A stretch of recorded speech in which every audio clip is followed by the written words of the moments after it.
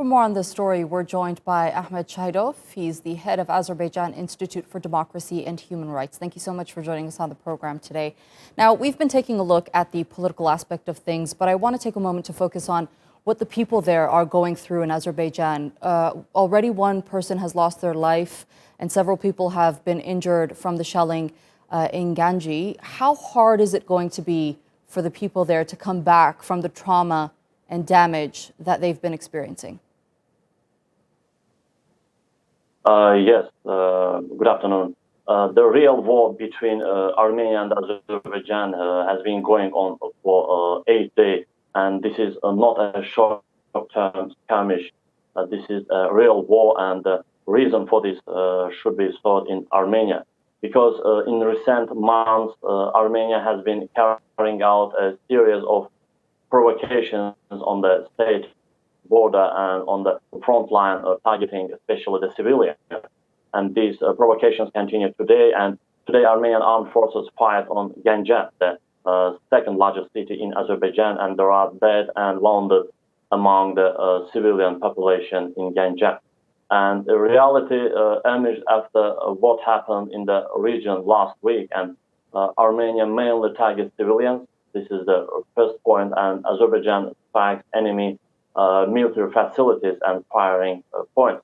On the other hand, the successful military operations carried out by the Azerbaijani army show that the balance of power in the region has changed, and occupying Armenia is isolated in the international arena. It is a reality that the world is no longer reconciled with the occupation, and the right of states to protect the borders is recognized, and the whole world supports the just struggle of Azerbaijan today. Right. And Armenia Ahmed, you mentioned the Armenian occupied region. What is life like for the people who live there? What are some of the day-to-day struggles that they've faced? The people, the civilian people in the village are in their house now and support the military operations of Azerbaijan, and daily the citizens, the civilians, they prepare any food and everything that Azerbaijani soldiers have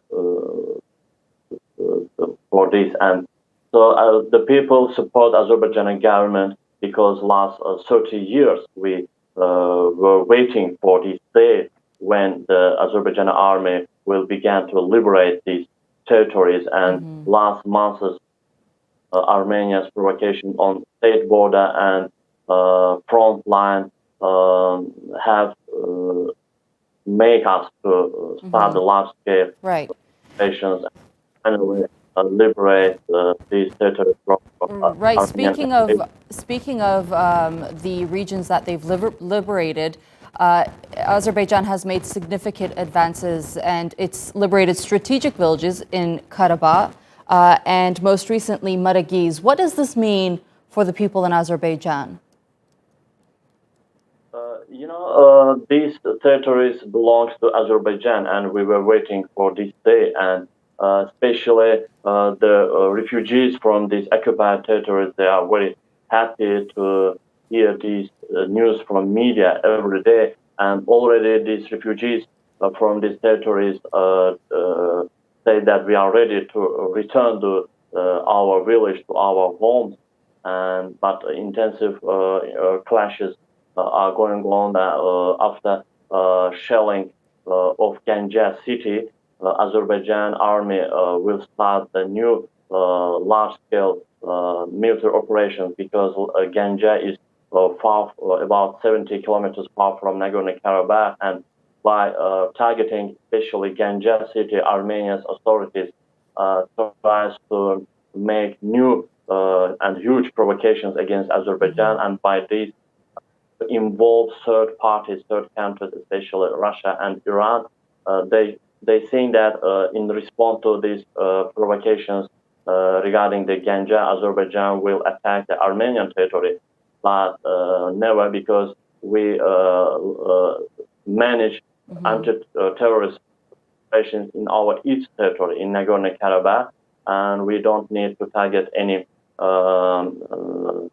points in Armenian territory. Right. Azerbaijan is sovereign right, and taking into account the 4 resolutions of UN Security Council and the statements of OECD, Council of Europe, and other international organizations, launch operations and military intensive counter-offensive operations in its territory, and Azerbaijan state, Azerbaijan army aimed to liberate all NagornoKarabakh and surrounding 7 regions.